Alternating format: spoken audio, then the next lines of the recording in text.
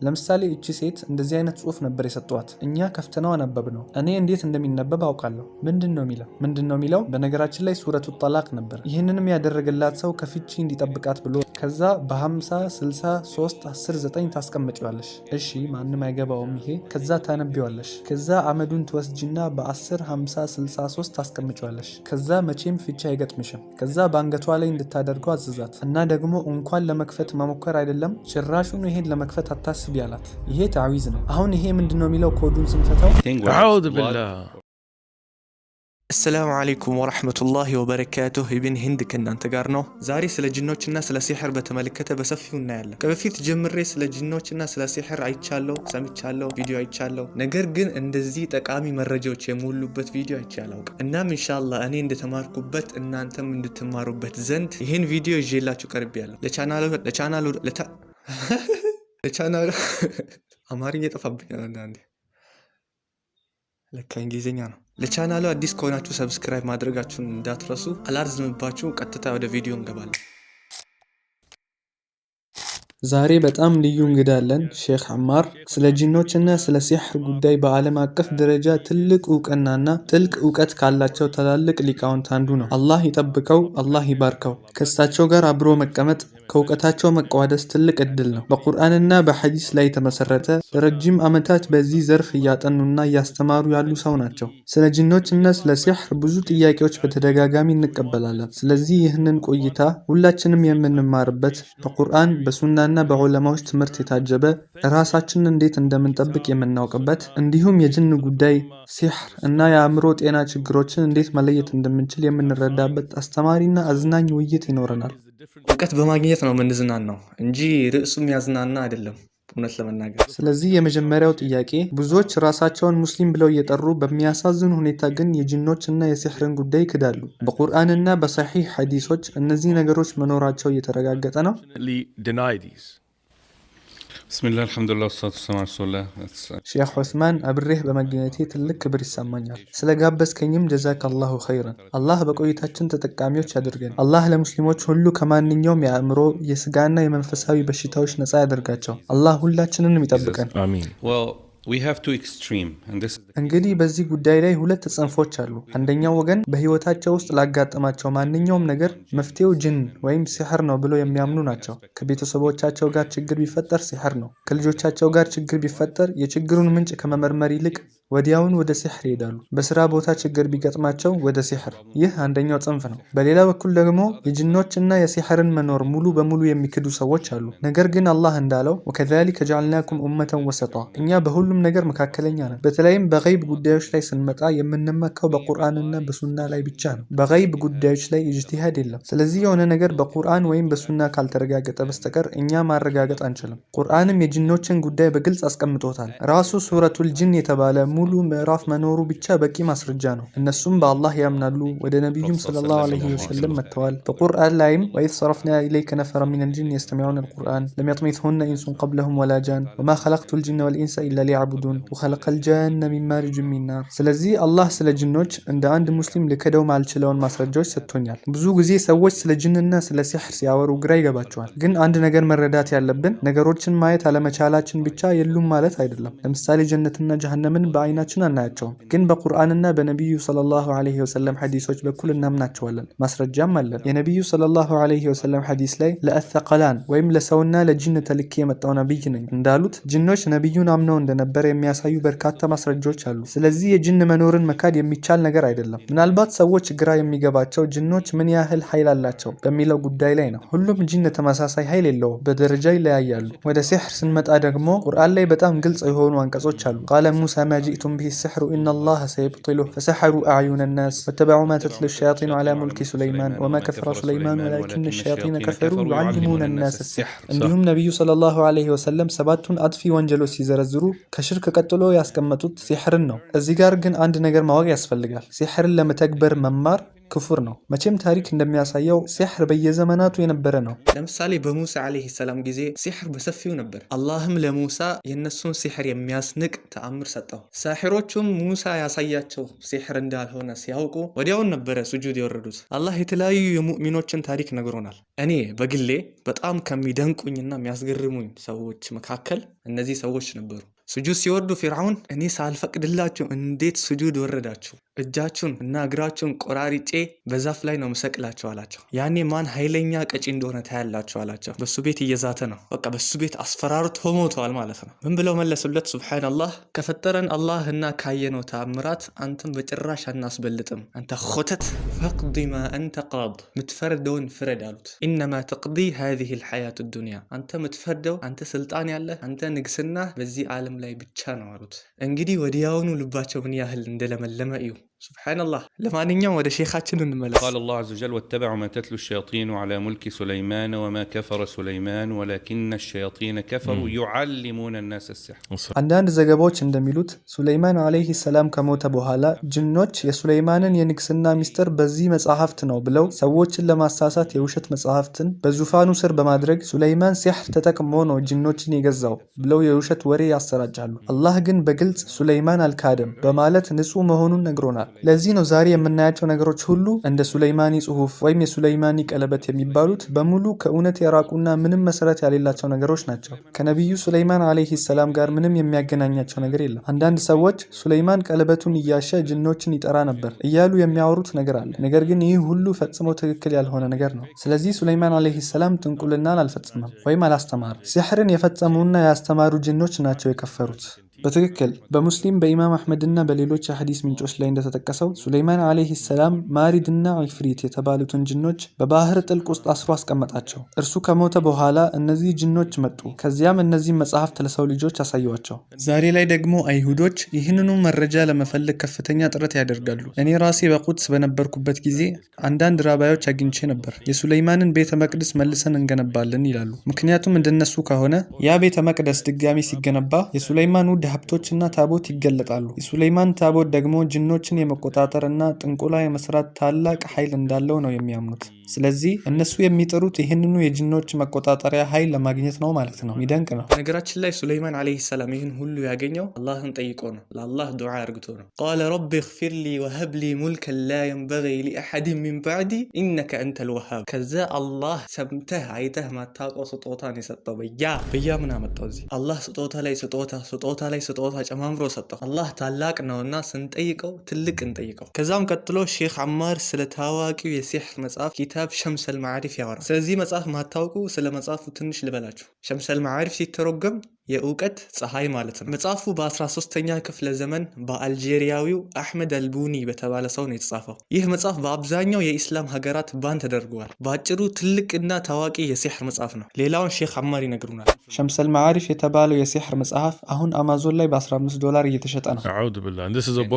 ግን እሱ አጭሩ እትም ነው። ትክክለኛውን መጽሐፍ ግን በጣም ጥቂት ጠንቋዮች ጋር ነው የሚገኘው። የሆነ በውርስ ነገር ነው ልታገኝ የምችለው። አሁን ትልቅ ችግር የሆነው ነገር በአንዳንድ የኢስላም ቡድኖች ስማቸውን መጥቀስ አልፈልግም፣ ነገር ግን በቁርአንና በሱና መንገድ ላይ ያሌሉ ሙሉ በሙሉ መንገድ የሳቱ ሰዎች ይህንን መጽሐፍ እንደ አዝካር መጽሐፍ ይጠቀሙታል። መጽሐፉ በሲሕር ተግባር የተሞላ መሆኑን እንኳን ሳያውቁ ማለት ነው። መጽሐፉን ስትከፍተው ይህንን ማየት ትችላለህ።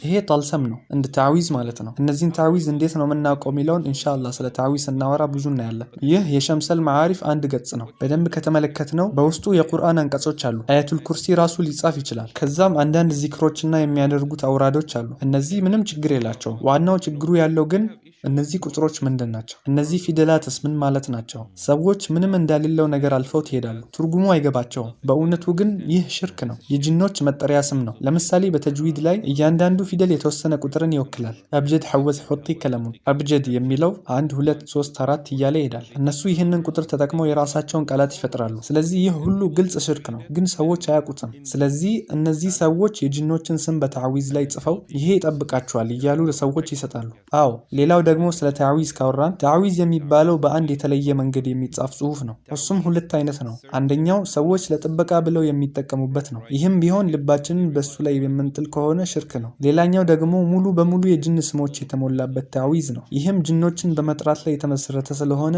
ምንም ጥርጥር የለውም ሽርክ ነው። ሼክ አንድ ጊዜ ሳን ባርናርዲኖ ነበርኩና አንድ እህት ከወንድሟ ጋር ወደ መስጂድ መታ ወላጆቿ ያደረጉላት ታዊዝ ይዛ ነበር። ያንን ታዊዝ ስንከፍተው የጅኖች ስም በግልጽ ተጽፎበት ነበር። ያ የሚል ቃል በመጠቀም ቀጥታ እነሱን በሚጣራ መልኩ ነበር የተጻፈው። አዎ ይሄ ደግሞ ሽርክ ነው። ሰዎች ደግሞ ይጠቀሙታል። ላሳየህ እችላለሁ። ይኸው ይሄ ታዊዝ ነው። ለአሁኑ አንተ ያዘው ሼክ። ይህንን ከከፈት ነው እንዳልኩህ ከሁለት አንድ ነው። ዝም ብሎ ጽሁፍ ሊሆን ይችላል። ያ ወዱድ ያ ገፉር ምናምን። ይሄ ጠብቀሃል ይላሉ። የቁርአን አንቀጽ ከሆነ እሺ ምናልባት አብዱላህ ኢብን ዐምር ኢብን አልዓስ አየቱል ኩርሲ ለልጆቹ ሲጠቀም እናገኛለን። እነዚህ ሐዲሶች አሉን። ነገር ግን አብዛኛው ታዊዝ እንደዚህ አይደለም። አብዛኛው እንደዚህ ነው የሚጻፉት፣ ወይም እንደዚህ አይነት ነገር ይሰጧቸዋል። በዚህ ቅርጽ ይሰጧቸዋል። ለምንድን ነው 3 ማዕዘን የሆነው? 3 ማዕዘኑ የሚያሳየው ይሄንን ነው። እዚህ ላይ ምን ታያለህ እስኪ? What is this, Sheikh? I have never seen this. አሁን ይሄንን ይወስዱና ከዛ እንደ ሸምሰል ማዕሪጅ ያለ መጽሐፍ ይከፍታሉ። እነዚህን ቅርጾች፣ ፊደላቶች፣ ቁጥሮች ይወስዱና ወደ አንድ አረፍተ ነገር ይቀይሩታል። ለምሳሌ እቺ ሴት እንደዚህ አይነት ጽሁፍ ነበር የሰጧት። እኛ ከፍተነው አነበብነው። እኔ እንዴት እንደሚነበብ አውቃለሁ። ምንድነው የሚለው? በነገራችን ላይ ሱረቱ ጠላቅ ነበር። ይህንንም ያደረገላት ሰው ከፍቺ እንዲጠብቃት ብሎ ነው። ይሄ ሲሕር ነዋ። አዎ 100%። ነገር ግን ምንድነው የሚለው? ይህንን ወረቀት ወስደሽ፣ እኔ ደግሞ ኮፒው አለኝ። ጠንቋዩ ነው እንደዚህ የሚለው። ቆሻሻ ቦታ ታደርጊዋለሽ። በ50 60 3 10 ለአንተ ግራ ይገባሃል። ምንድነው ይሄ ቁጥር? ከዛ በ50 60 3 10 9 ታስቀምጪዋለሽ። እሺ ማንም አይገባውም ይሄ። ከዛ ታነቢዋለሽ። ከዛ አመዱን ትወስጂና በ10 50 63 ታስቀምጪዋለሽ። ከዛ መቼም ፍቺ አይገጥምሽም። ከዛ በአንገቷ ላይ እንድታደርገው አዘዛት እና ደግሞ እንኳን ለመክፈት መሞከር አይደለም ጭራሹን ይሄን ለመክፈት አታስቢ አላት። ይሄ ታዊዝ ነው። አሁን ይሄ ምንድነው የሚለው? ኮዱን ስንፈታው ሱረቱ ጠላቅ ትወስጂና በጭቃ ወይም በሽንት ትጽፊዋለሽ። ከዛ ያንን ወረቀት ወስደሽ ሽንት ቤት ውስጥ ታደርጊዋለሽ። ከዛ ትሸኝበታለሽ። ከዛ አሁንም ወስደሽ ሽንት ወይም ደም ባለበት ውሃ ታደርጊዋለሽ። ከዛ በሱ ሻወር ታጠቢበት። ይሄ ከፍቺ ይጠብቅሻል። ይሄ ምንድነው? ኩፍር ነው። እኛ ደግሞ አናውቅም። አንገታችን ላይ ይዘን እንዞራለን። ይሄንን ከዚህ ሁሉ ጣጣ ሻንጣ እኮ አንዲት ያ ረብ ስንት ነገር ይቀይራል ወላሂ። አንዱ ደግሞ እጁ ላይ ይህን ይዞ ይዞራል። ይሄ ምንድነው ብዬ ጠየቅኩት። ከዛ በውስጡ ይህንን በወረቀት ተጠቅልሎ አገኘሁት። አሁን ላይ ወረቀቱ የለኝም። ብቻ ልክ እንደነዚህ አይነት ነው። እናም ሱብሃንአላህ ልጁ ምን አለኝ? ወላሂ እኔ ታመምኩ፣ እናቱ ታመመች፣ ስራውን አጣ፣ በስቃይና ችግር ላይ ነው ያሉት እና ደግሞ ለዚህ ስንት የከፈለ ይመስላል? $1500 በላይ። 15 just for that? I told him we have Umrah that's cheaper than I know, go for the Haramain. ስለ ዑምራ ካነሳን አይቀር አንድ ነገር ልበላችሁ። ወላሂ የዚህ ቻናል ትልቁ ዓላማና እቅድ በተቻለን አቅም ሰዎችን ወደ ዑምራ መውሰድ ነው። ለወደፊት ኢንሻአላህ በአላህ ፍቃድም እናሳካዋለን። ስለዚህ እሱ ለመጠበቅ ብሎ ገዝቶ ነገር ግን ራሱንና ቤተሰቦቹን ሳያውቅ እየጎዳ ነበረ ማለት ነው። አዎ ምክንያቱም እያንዳንዱ በአዋቂ ጠንቋይ የሚደረጉ መተቶች ይሄንን መተት የሚጠብቁ ጅኖች አሏቸው። ድገመው ያሁኑ ሼክ ትልቅ መረጃ ነው። ሰዎች የሆነ ሰው ላይ ሲሕር ሲፈጽሙ ያ ሰው ላያውቅ ራሱ ይችላል። ሼክ መስሏቸው የሆነ ሰው ጋር ይሄዱና መድኃኒት ስጠኝ ወይም ቅራብኝ ይሉታል። ያ ውሸታም ሼክ ግን በእውነቱ ሲሕር እየሰራና ሲሕሩን የሚጠብቅ ጅን እየላከ ሊሆን ይችላል ማለት ነው። አዎ ሁሉም ሲሕር የሚጠብቃቸው ጅኖች አሏቸው። ሌላው ደግሞ ሰዎች በ4 ይካፈላሉ። ውሃ፣ አፈር፣ እሳትና ንፋስ። ጠንቋዮች በዚህ መልኩ ነው ሰዎችን የሚከፍሉት። በምን ተመስርተው? የዛን ሰው ስምና የእናቱን ስም ይወስዳሉ።